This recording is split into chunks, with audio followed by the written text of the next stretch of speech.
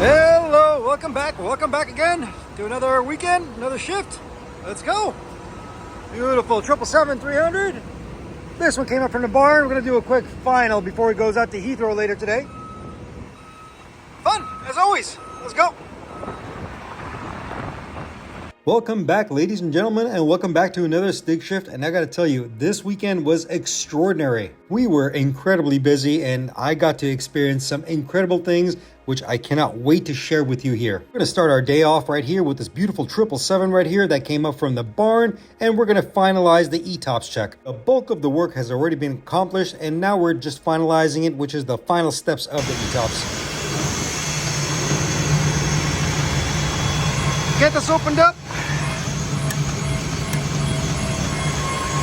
Have a nice look-see inside. Now we're gonna retape that right there. It was like came off, not a biggie. Cargo pit tape is a very common usage item. It's there to seal up the seams, to make the cargo pit well sealed. Also is a fire prevention system. Let me rephrase that. Smoke and fumes to getting into the cabin is just another safety barrier to seal up the compartment. Fluids as well. Do a quick little inspection of the bulk cargo area and also the bulk cargo door. Since there is no stand over there, I'm just gonna look at it from the inside. Same thing. All I'm really looking for is at the seals. These things right here. Oh yeah. Easy. So far so good. We'll take a look at the forward. I'll get this thing opened up all the way. But yeah, you get the idea.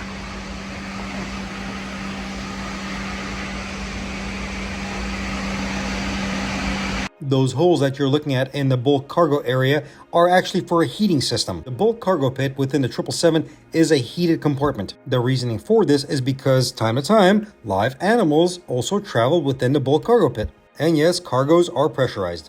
Matter of fact, both aft and the bulk cargo pit are heated, and they are controlled from the flight deck. Source of heat is coming from the pneumatic system of the aircraft, meaning your APU or your engine bleed air going through the air conditioning system and into these ducts to the cargo.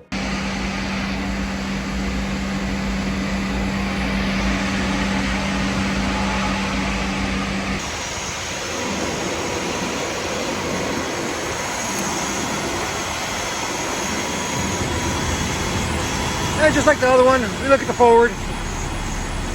Just as exciting as watching paint dry. I'm just joking.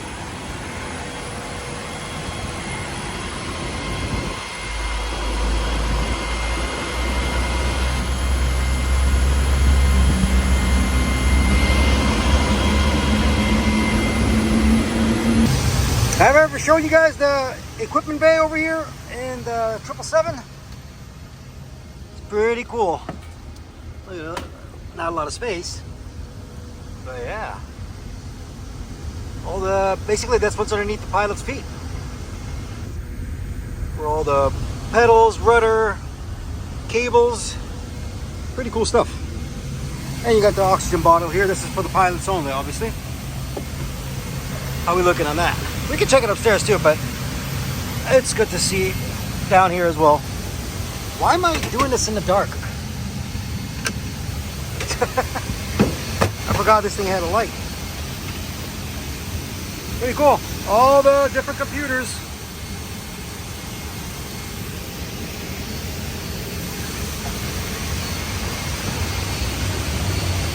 Brains of the operation. That's your main ship battery. Right there. Circuit breakers. And basically another tunnel full of ducting, cables, wiring for miles. Miles and miles. Pretty cool, huh?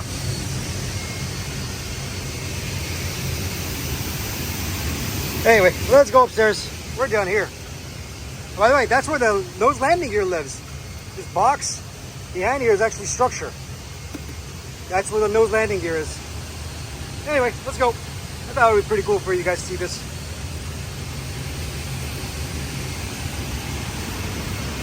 That's also a hatch. I can go down from there as well. We got done with the work on downstairs. Me and my partner went upstairs and worked together to get the cabin done. We had an inspection item that came from engineering to inspect the L5 door to make sure that it opens and closes, which it did normally. It was just a repetitive inspection. Otherwise, we're going to go through the cabin as usual, making sure everything is good. The seats were a bit weird. The seat cushions have been, I don't know, removed and replaced. I think this has got to do with the security of the cabin and the cleaners doing what they're doing. And here we go. Yep, that was it. Pretty easy when it's in the final. Just got to go through the parameters, make sure everything's a-okay, and most importantly, make sure the fidget spinner is working. Nice day today.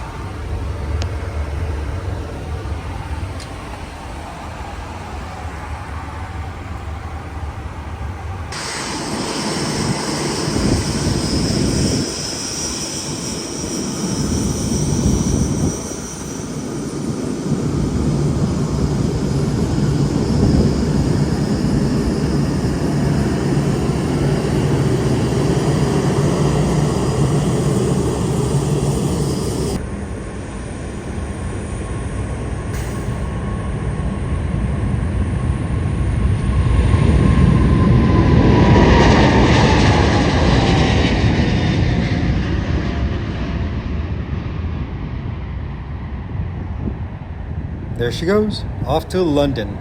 Beautiful.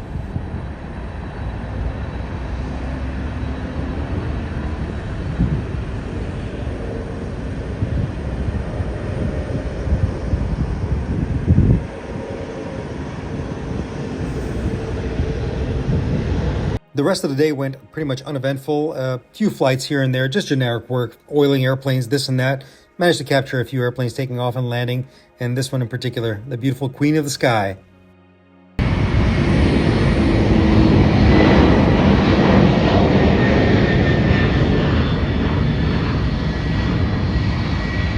The Coletta airplanes hold a very special place in my heart because I actually used to work for them, or I should say contract for them. I even met Connie himself. Man, oh man, he's a wild one. Also met his son. Well, God rest his soul.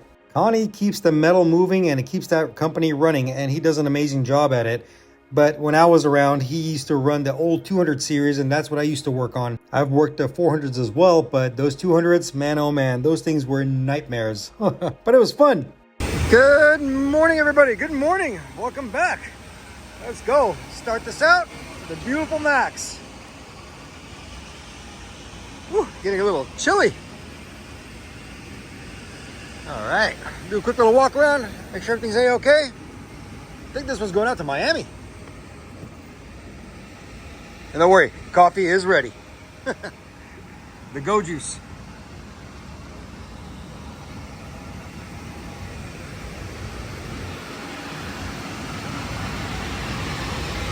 Those panels that you're seeing right there on the C duct or the bypass duct, those are blowout panels. Just in case there was an overpressure within the thrust reverser, those things would blow out.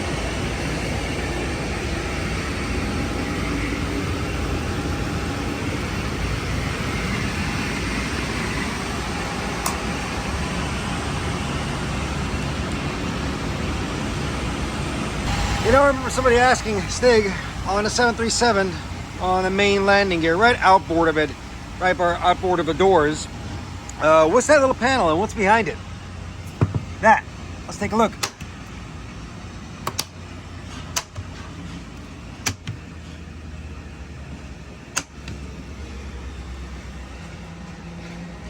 There you go. That is your main landing gear actuator.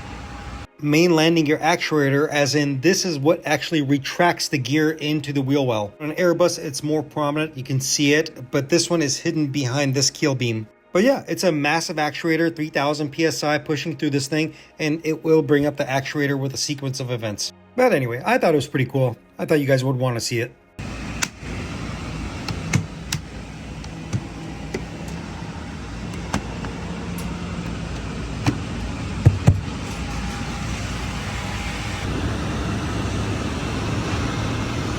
Big difference in the NG and the Max. Tail is definitely a clear telltale sign that it is a Max. NG has 2 holes. It's your tail skid.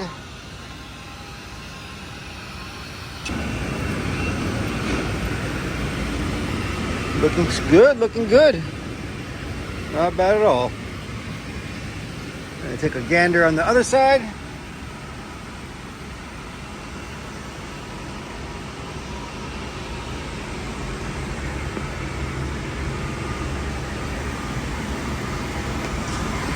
Pretty cool. And yes, I noticed it too. They just got twisted up a bit. Don't worry, we'll straighten it out. Just gotta... Here, hold on.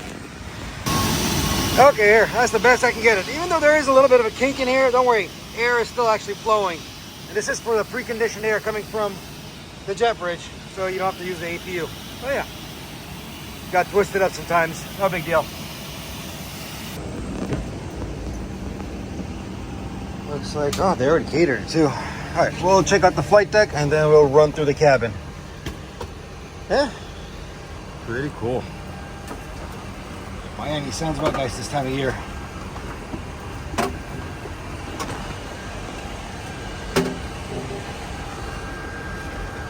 That's the light I don't want to see. Let's see now, maybe try to figure out why it's on.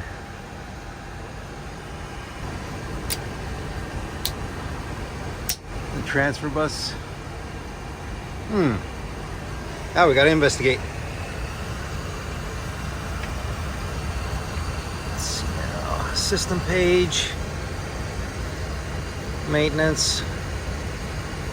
Stall warning system. Let's fix that. Okay, here we go. Let's do a little bit of troubleshooting. Now, I personally know, I already know the problem, which there is no problem because I'll just give you the ending details on this.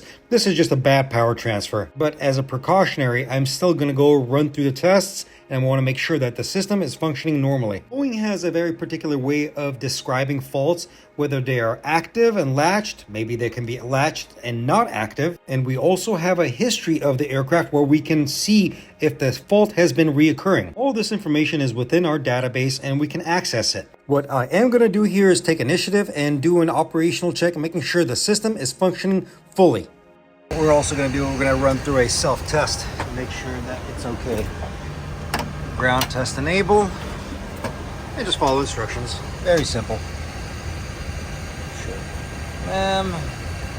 Continue. Start test.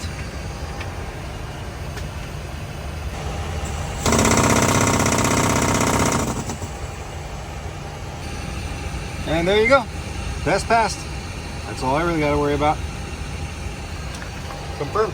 Once the test passed, we have the option to go into the menu and erase the erroneous message because it's just a nuisance fault. Once again, bad power transfer. That's all it is. And all I need to know is the PSCU light is out. And we cannot forget the ground test enable. We got to turn that back to normal. And that's it. Making sure the maintenance light is also out. Easy. I got an alignment. Yep, she's a good bird. Ready to go to Miami. Okay, we're all good here. Let's go walk through the cabin, make sure everything's a-okay. Nothing out of the ordinary. Put some music on too.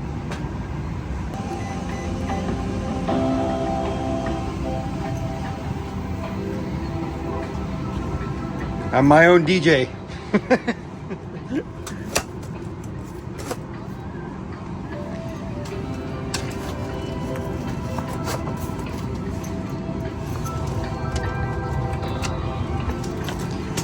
I won't bother you with this. I'll go through this and check it all out.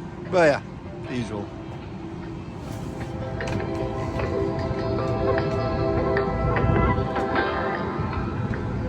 But since we are here, I'm sure I've talked about it a million times. You know that these bins on the 737 have a very particular feature that flight attendants use? It's right here. It's called the bin assist mechanism. Put that down, watch. All they have to do is makes it easier for heavier luggage. When you bring it back down, it resets. See? Otherwise, they're pushing up. See? But once you engage it, it makes it easier. So I think there's a certain load that has to be in the bin to make it even easier for a flight attendant. But yeah, bin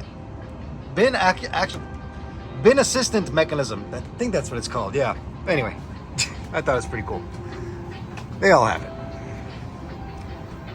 I've only seen it on a 737 though. I haven't seen it on an Airbus or any wide body aircraft. But those bins are designed slightly different. Yeah. Also, see, it even tells you how to stack your bags to make more fit. Clever. I keep bothering you guys. I saw the funniest thing ever. Not the piece of tape, that's not it. I opened this, I was like, wait, what? No. I thought this was real, it's not. Somebody has a good sense of humor. It's a sticker. Somebody put a sticker, but like this, it looks like the real thing. Oh my God, now I'm gonna leave that there. I'm gonna leave it right where it belongs. That is hilarious. That is hilarious. Oh my goodness. That was funny. That just made my day.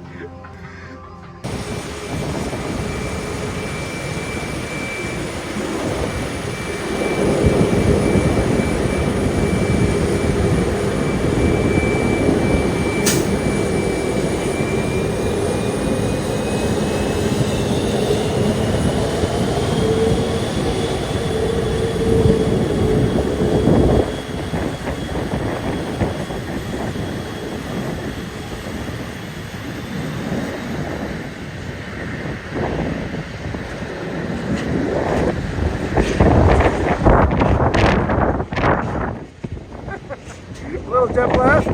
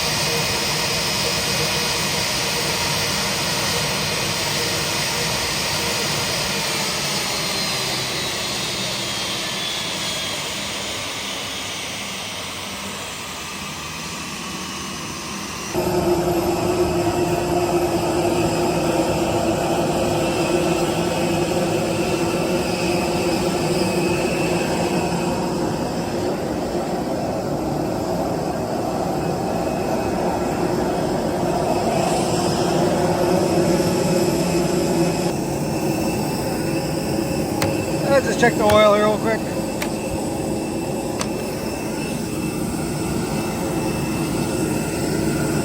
Yeah, I could use a little bit.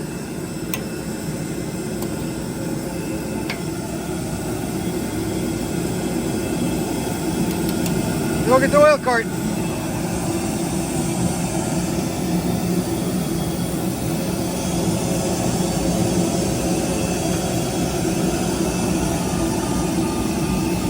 This is a V2500 engine, and what we're looking at is a oil quantity transmitter. And most modern engines pretty much use the same type of technology here. It's simply a tank probe with a capacitor. Top of the capacitor, you have an electrical module that transmits the information from the probe. As simple as it sounds, there's more behind this. I'm going to geek out a bit here and go into a little bit of avionics or electrical in this one. The system is supplied with a 28 VDC from a bus bar. Output voltage on this is 1 VDC to 9 VDC, varying linear with a usable of oil quantity from 0 to 25.8 quarts. 33k ohms, less than charge impedance, less than 100k ohms, accuracy plus or minus 0.5 or plus or minus 0.6 US quarts. There you go. Enjoy that one. As far as I get into that. And if you're guessing, yes, absolutely, this information lives rent-free in my brain all the time. Okay, let's keep going.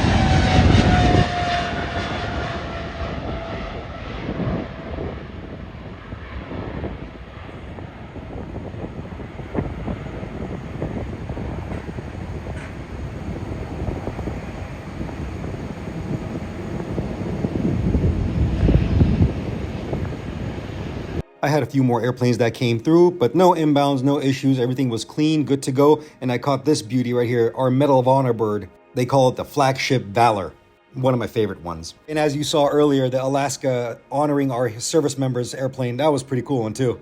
But that's not all. I got a really good surprise for you guys today. No, it's not cargo. It's something much, much better. I have been working on this airport for the better half of my career, and I tell you what, I have met some incredible people here. I've made some good friends from airport operations, people in the tower, other airlines, colleagues, other mechanics, pilots. And this time around, I'm going to show you another good friend of mine from our fire department. Time to time, he stops by and we share our knowledge. I share my knowledge of aviation and aircraft, and he shares his knowledge of his firefighting skills. Well, this time around, he was out doing his practice runs and he brought the whole rig with him. Ladies and gentlemen, let me introduce to you the LAFD Station or Department 80. And yes, we got to go for a ride. Let's go for a ride. This is going to be fun. Department 80 is a dedicated firehouse or fire station on site at the airport. They are responsible pretty much for any kind of airport emergency. So let's say if an airplane is coming in for emergency landing or they declared an emergency, these are the fire trucks that are running down the runway trying to catch up with the airplane. This is cool.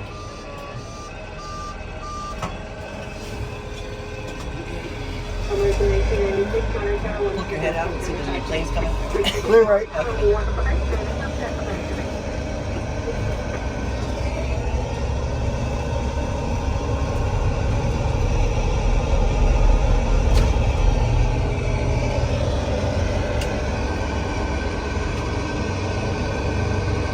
This is amazing.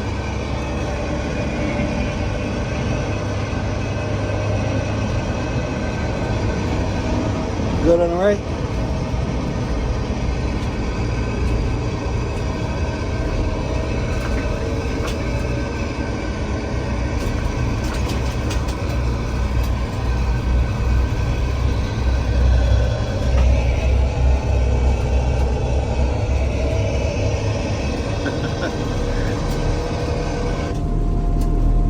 Is that thermal? Yes. No way. That's That's cool.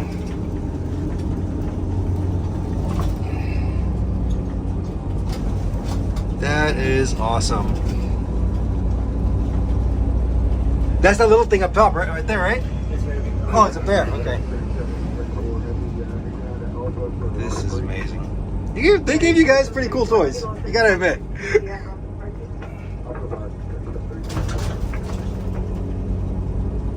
Foxtrot Heavy again, Charlie Lima, short of Kilo. Charlie Lima, Seabird 3, Foxtrot Heavy, Foxtrot, the Citygap Tower 131.0.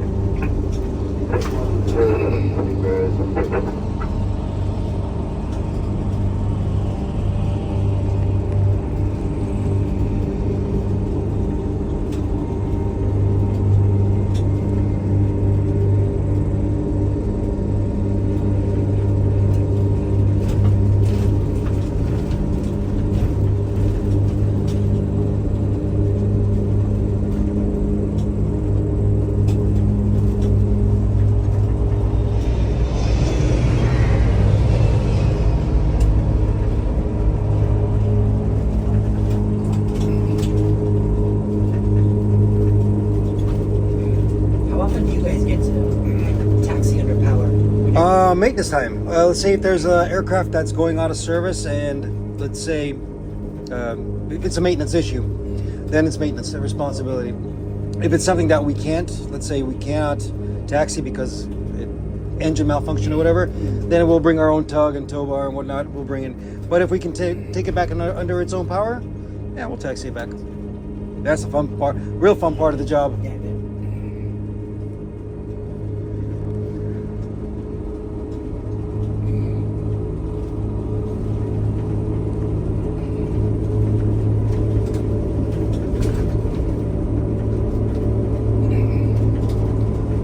Yeah, we got to get requalified on those things too.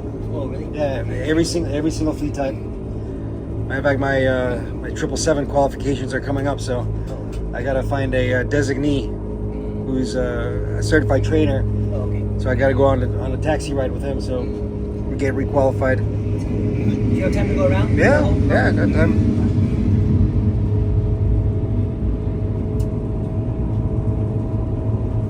If you got time. Toilet. Anything. So that's eating away my 3 minutes. Oh, wait a minute. From the time of alarm. From the time. Jeez. All right, let's go. 3 minutes. Let's see how far it can get. So this is really interesting. The firehouse is located dead center of the airport. In case there was any kind of emergency and the fire department gets called, they have 3 minutes to reach any point of the airport. That's including getting into their gear and getting the trucks out to the emergency site. They perform practice runs back and forth all the time. This is the 2-4 side of the airport. This is one of the taxiways, and we're gonna do a straight shot to see how fast we can get to the other end of the runway. And what's the top speed on this thing? It's supposed to be 70, but they don't get up to 70 very well.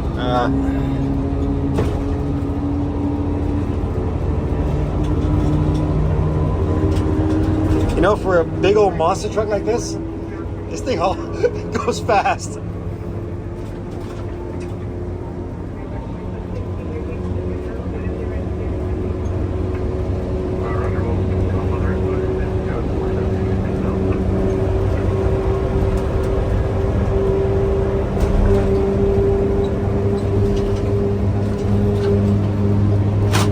We're making good time.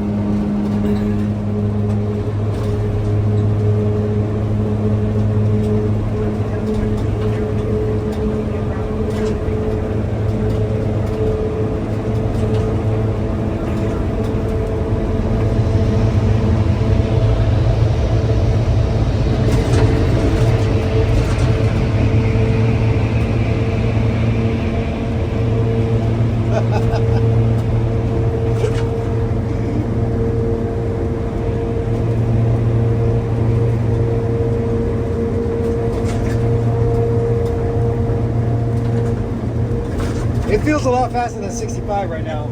Is it just because how big we are? Yeah. I've had the pedal smashed the entire time. Wow. We're coming up on 1 minute 46, We're gonna 47. run out of taxiway, so that's good. So we'll make the end of the taxiway before our time runs out.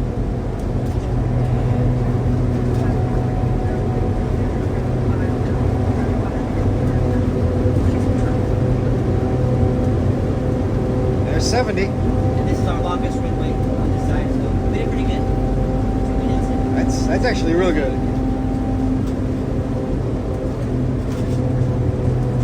Air brake? Engine brake. Engine brake.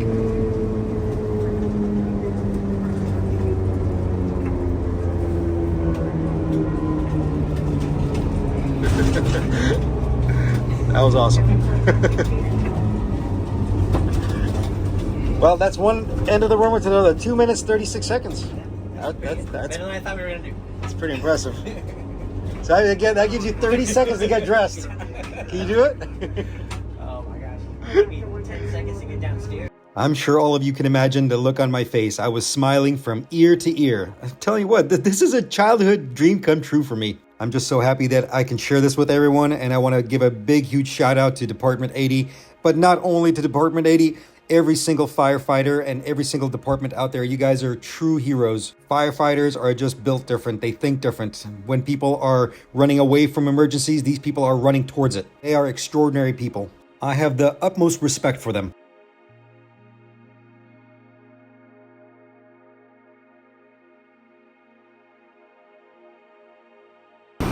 Well, that was the best time ever. And he's got the lights going. Heck yeah.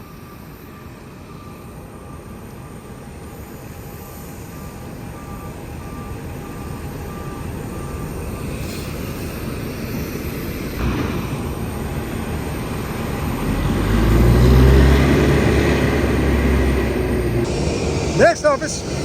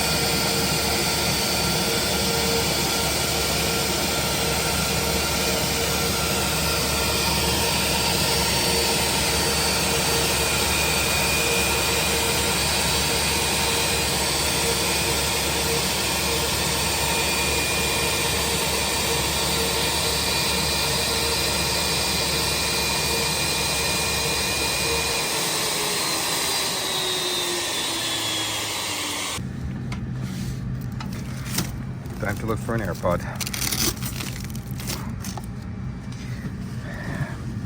My favorite. One of the passengers lost one of their earpieces, so we got to dig it out. It gets convoluted, especially with these lay flat seats. But I finally managed to find it. It was rolled down all the way to the bottom, and here it is. Found it.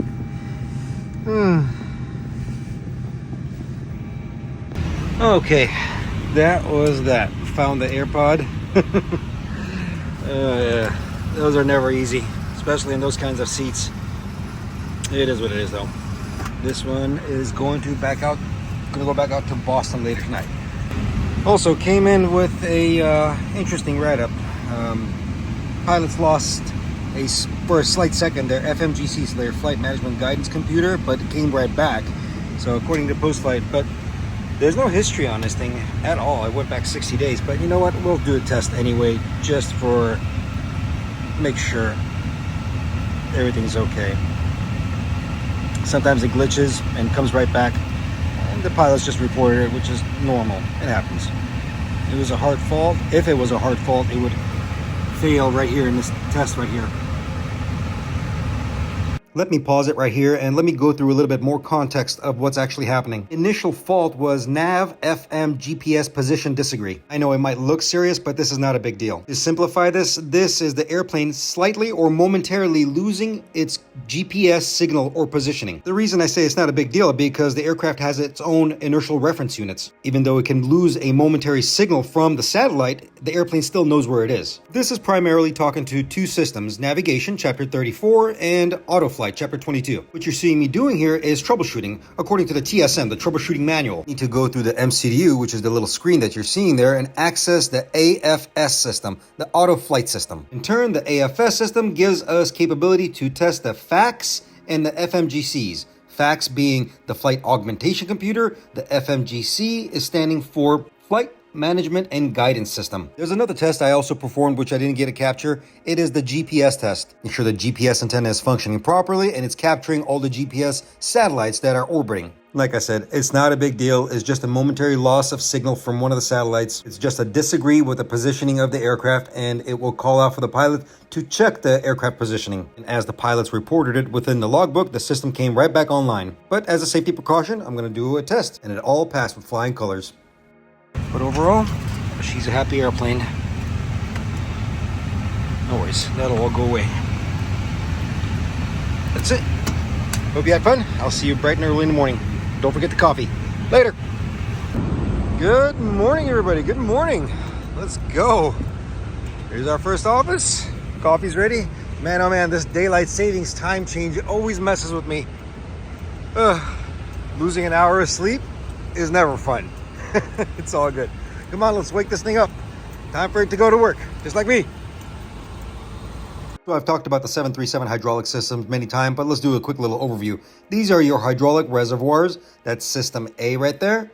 That's system B right there. And there's also another one called the standby system right there. System B feeds into the standby system. Hydraulic pumps, either engine driven or electric, can produce 3000 psi. As with any pressurized container, as these reservoirs, they need head pressure. Introducing to you this little gauge right here, the reservoir pressure gauge. Hydraulic reservoirs within this aircraft is being pressurized by the aircraft's bleed air, the pneumatic system. It can be provided by either left or right engine or the APU bleed air, or even by external air cart. Nominal pressure within these systems is usually between 45 to 50 psi, normally supplied by the pneumatic system as said. It also has an overpressurization protection if it exceeds anywhere between 60 to 65 psi. Now let's say it does overpressurize. Where does this pressure get dumped into? It goes to a drain mast, and here's where it's located.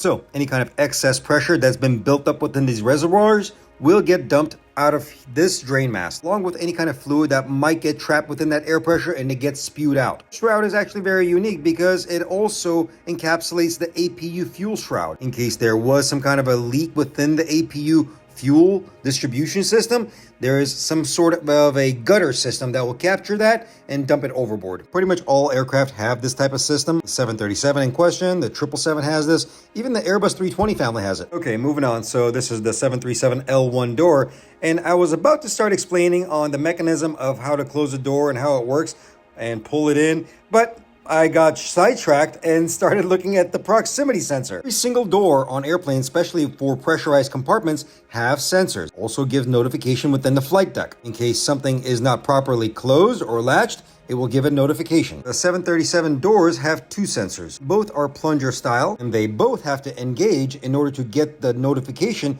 to go away within the flight deck. The interesting part on this, one of them talks to the system, the light indication, and the other one talks to the PSCU system, which is the proximity switch electronic unit. I've gone into great detail on that in previous videos. Here's a good example of how this works. I'm going to depress those buttons or the switches, and you're going to see the indication within the flight deck. Yeah, it went out. Yep. The rest is just normal procedure. Walk through the cabin. Pilot's already here. This thing is going out to Chicago, so yeah. So far, so good. Good start to the day.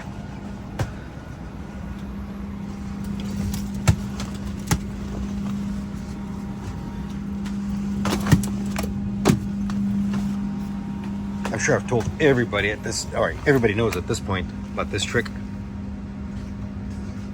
Press the button. That one lifts. Otherwise, it's locked in. Everybody should know that trick already. Not really a trick, everybody knows about it.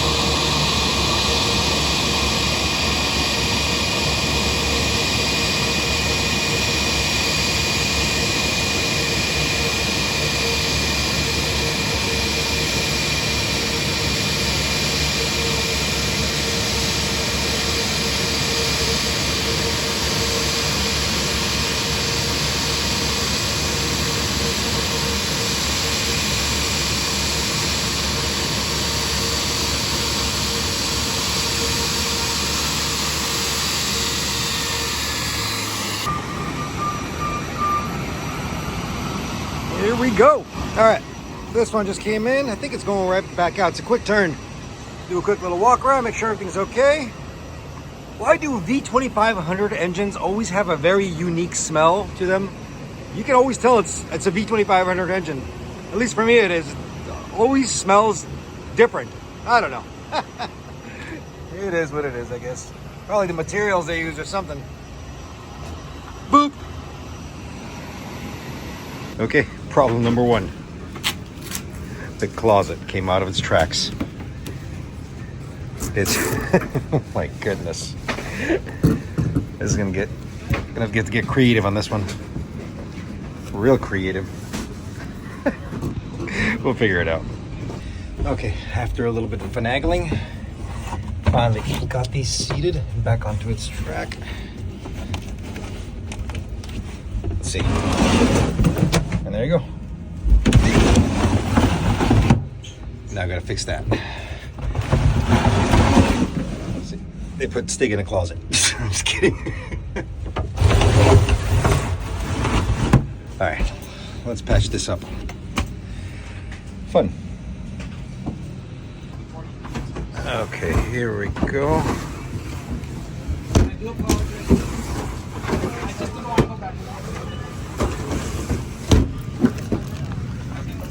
Good, that's done. Next. Okay, next write-up. The light cover came off right there. Another easy fix, we'll get that, no problem. Just need to get up there. Okay. That's good. And lastly, they said a panel came down. Yep, it did. The gasper panel, not a big deal. It's got this is super easy. Push that in. Where's my screwdriver?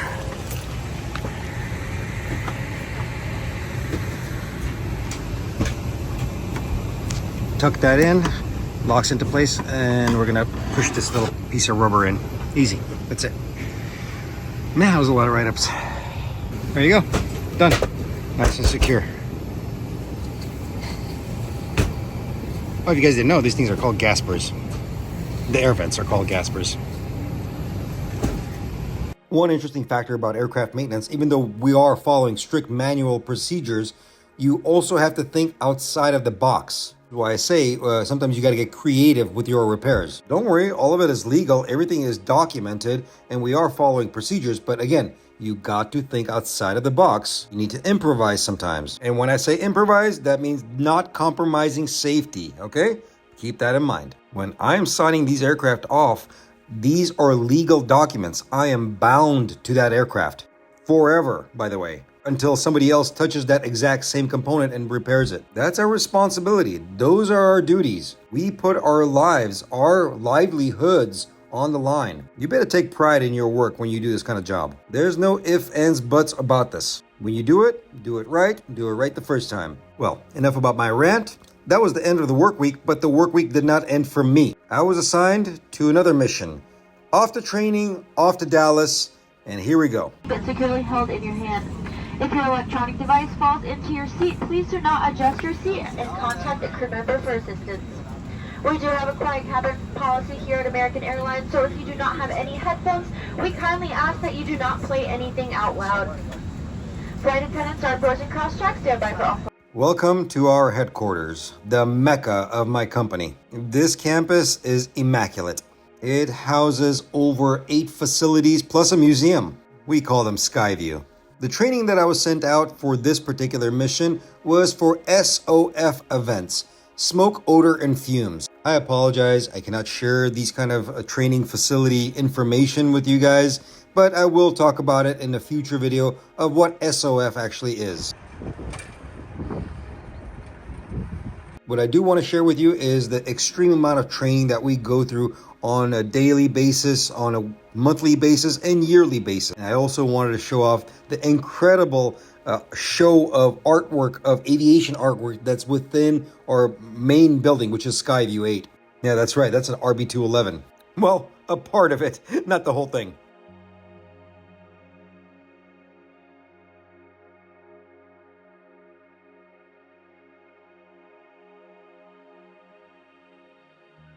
I would pay exuberant amount of money to have this thing sitting in my living room. Oh my goodness, it's beautiful.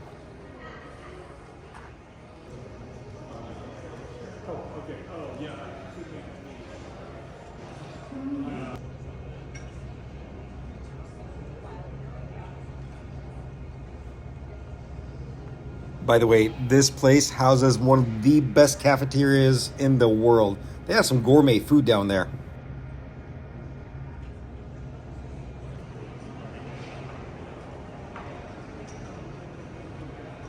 That's a 737 tail.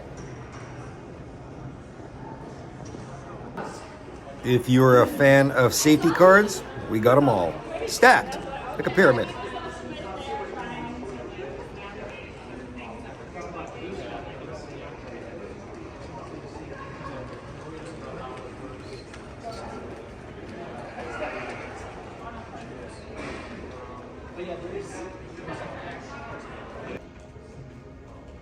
Lovely wheel covers that we use for covering our wheels. Yeah, that's about it.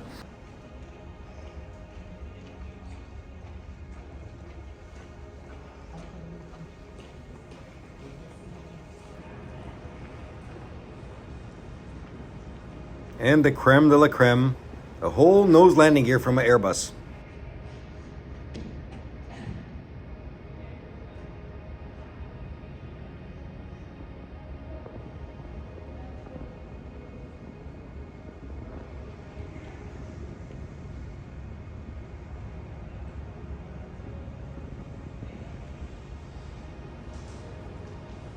Last but not least, the jewel of the building itself. Once you walk right into it and you look up and you see this beautiful piece of art, it's meant to represent a intake or a fan.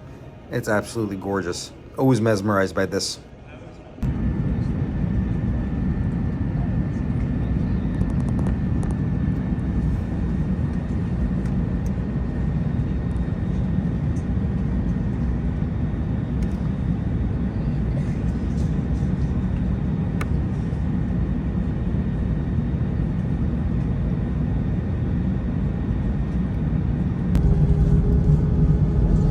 Time to go home. Got more work to do. Airplanes are waiting for me back in LAX.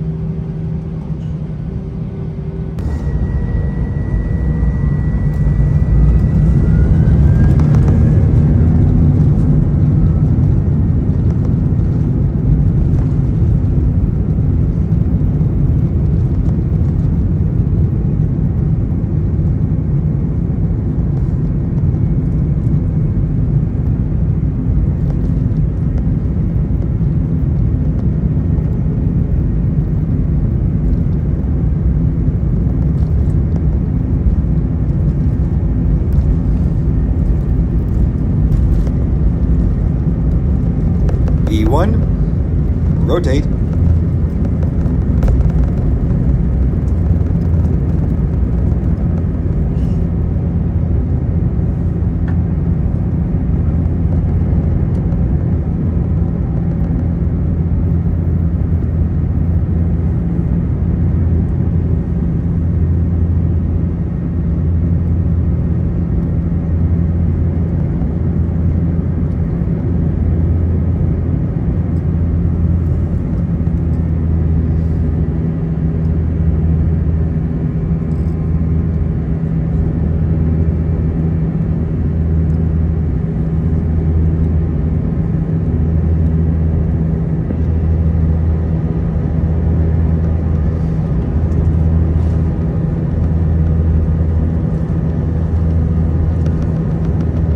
The beauty of flight has always mesmerized me and has captured my heart throughout the years I've been working within this industry and even before it. I'm captivated by it. I am how can I put this? Obsessed by it. I love it through and through. It's in my bones. It's in my blood, along with a bunch of Skydroll and jet fuel. But I love this industry. I love aviation. I love aircraft. I love my job.